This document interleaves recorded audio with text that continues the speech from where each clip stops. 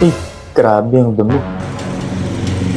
Una, buksan mo lang yung hood. And by the way, this is Toyota Vios 2014 at kung marumi na ang makina, syempre maganda linisin na rin natin.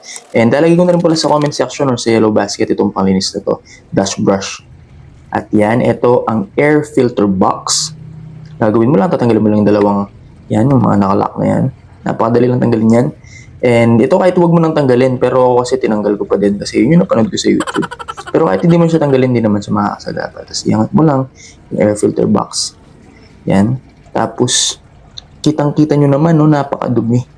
Baka ganyan na din yung sa inyo, kaya mas maganda, syempre, kung i-check nyo at papalitan nyo na din habang maaga.